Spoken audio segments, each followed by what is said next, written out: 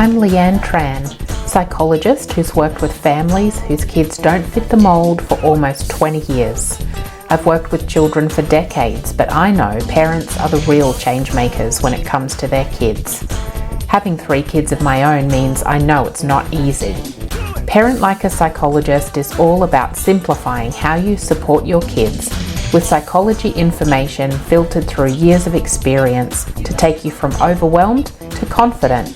Come on in. Hello. Thank you so much for joining me again on another episode of Parent Like a Psychologist.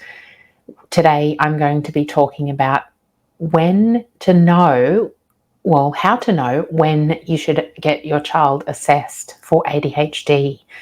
I've been talking a lot lately about ADHD, how to support teenagers with it and primary school aged kids as well. But I was speaking on a podcast yesterday with Rupesh Patel, who hosts the Two Nobodies podcast.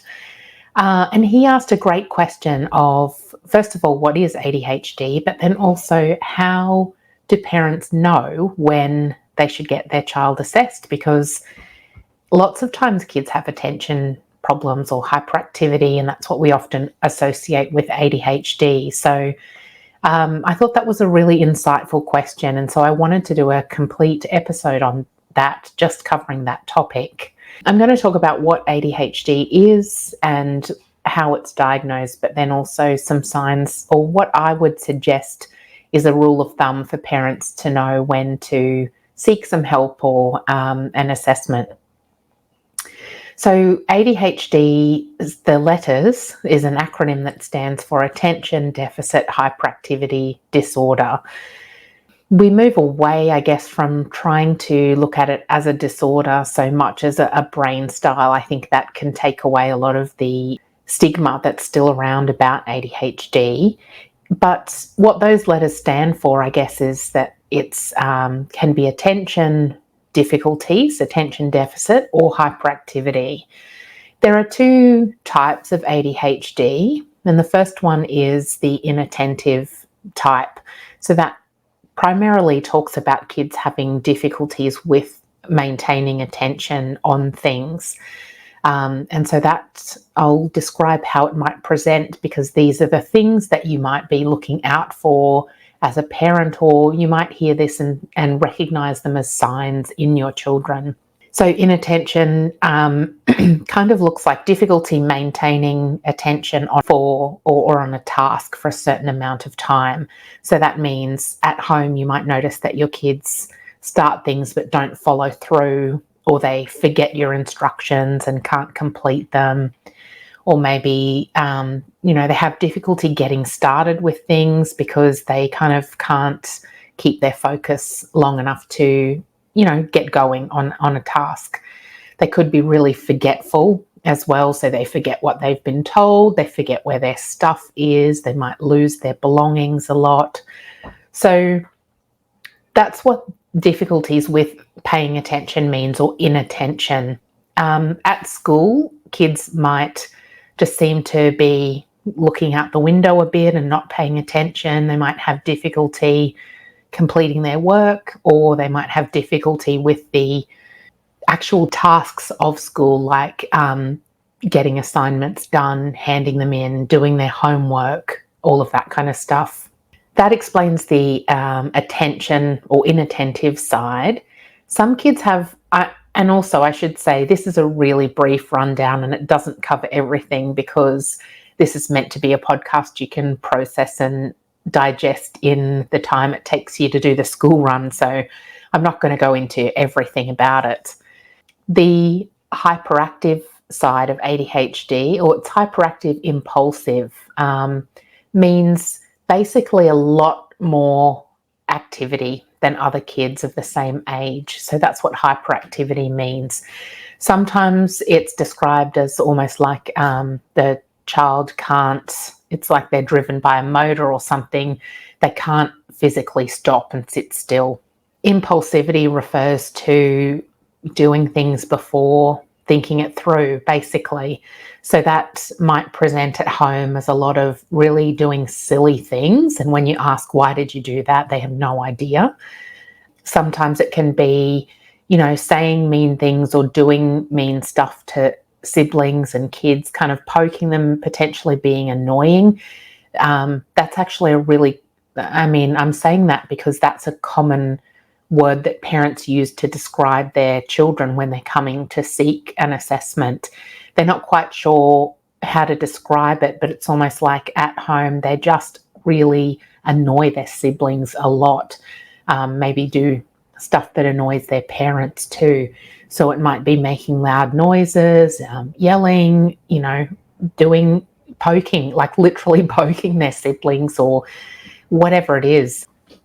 So that high level of activity is hyperactivity, and impulsivity is doing lots of things before thinking it through. I think also the third part is that there can be a combined type of ADHD. So some kids have difficulties in both these areas. They can be inattentive, and they can also have really be really hyperactive as well. What you'll find with that hyperactivity and impulsivity, I should have mentioned too, in the school environment might be things like calling out a lot in class, maybe doing stuff that's getting them into trouble in the classroom or the playground. And it's usually things like not following instructions or doing what's expected of them. And a lot of the time for kids with ADHD, it's because that's kind of beyond their capacity at that time. And lots of the research talks about how skills in regulating these areas, so attention or behaviour, can be behind other kids of the same age. So that means whatever the classroom expectations are for children in grade, say, 4 or 5 or 3, 1, 2, whatever, what the teachers are expecting is not something that children with ADHD are necessarily able to do yet. So if you're getting lots of reports like that from school, that could be a good indicator as well. How we do assessment for children is to have a look at these behaviours through the criteria for ADHD is based on behaviour, so it's not a medical test that you can do. And because we're looking at behaviour, it's a little bit subjective because people will see behaviour differently. It might be that you see it differently to how the teachers see it, and it may be at home that you and your co-parents see it differently as well. That's why when we do assessment for ADHD, we have a look at behaviour from, first of all, a few different perspectives. So me as a psychologist, I'll look at a child from my own perspective. We'll do some activities together, and I get to see in my clinic room how a child does things. And we get information from you as parents about what's happening at home, and oftentimes that's through questionnaires, or it could be through an interview as well. And we want to get that same information from your teachers as well. We really need to know what things are like in the school environment. So that's often questionnaires that teachers will complete as well, because they're not ever available to do a big long interview with us. Behaviour can fluctuate from environment, so it will be different at home to how it is at school, but we're really trying to build a holistic picture of what's going on for your child so that we can, work out what the underlying reasons are that are causing the behaviour. Behaviour is just what you see on the surface, and what's underneath is really the key to working out why it's happening. So through meeting a psychologist and talking that through, or it may be a paediatrician, your first point of call might be a GP to get a referral.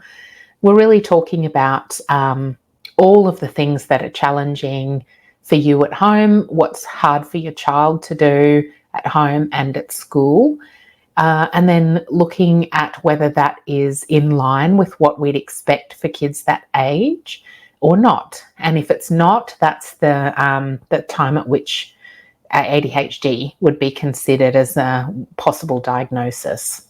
How I think about it for parents in terms of knowing, well, how am I meant to know as a parent what's typical for my child's age, and what's outside the typical, so might be ADHD, I always think about it in terms of functioning and day-to-day ability to get through what a kid should be able to get through. And so for that, I mean that, down one end, you can have talkative kids that are just really talkative. It might not be ADHD, but it might be. And knowing the difference, I guess, is, so I should explain that. So some of these features could just be variations in personality style.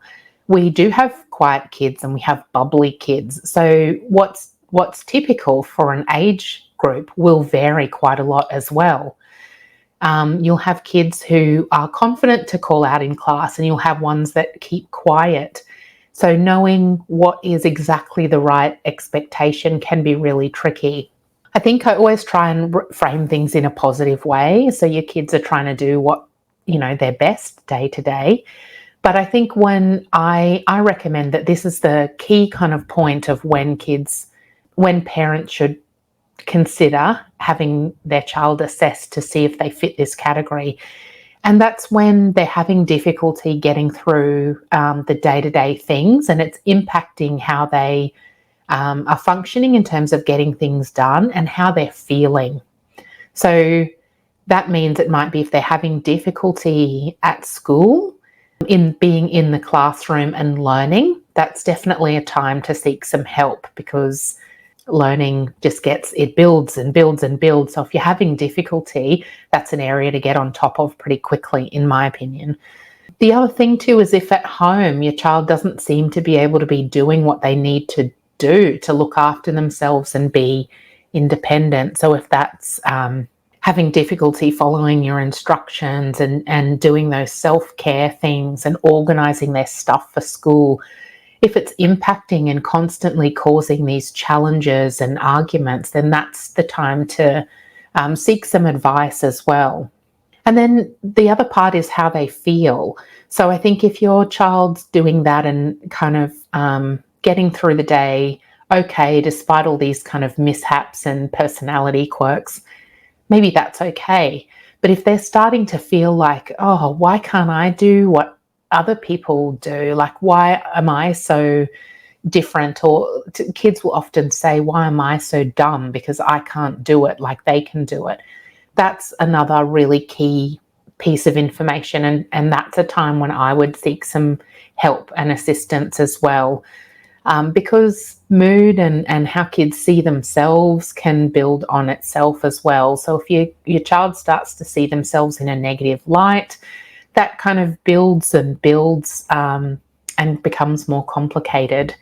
So I would really advocate for parents to seek some help if their child, just in summary, if they're having trouble getting through what you think they should be doing day to day, if it's causing endless or frequent problems and challenges, or if they're starting to feel really negatively about themselves, that's a good time to get some help.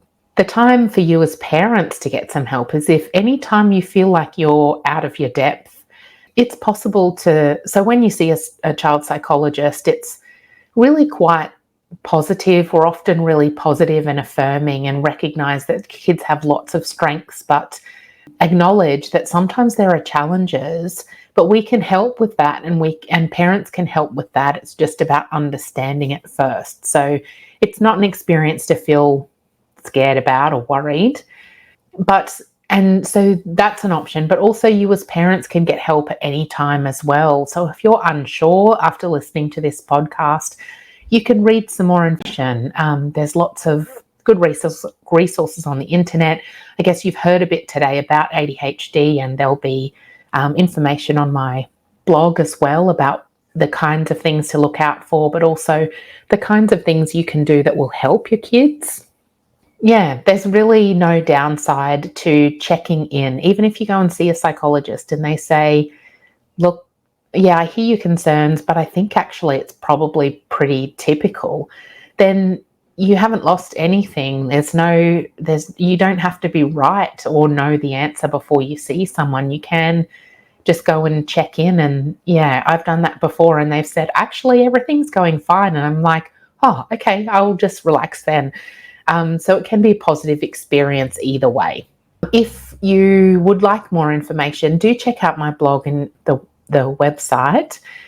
If your child does have ADHD, then I've got some resources there as well. And there's a new program about supporting your ADHD primary schooler, because that's something I've been asked a lot for since releasing the teens course, because children are different. The support they need is different. So that's something that's available now, which is very exciting. So you can go on and, do that. The other thing to mention too is that I am a psychologist who can help with this stuff about, the diagnosis. So if you would like to, you can book a session online with me where we can meet initially just as with parents and me, and we can talk through all of this stuff, and I can help get you started on that diagnosis path, or the assessment path that might lead to a diagnosis or might not.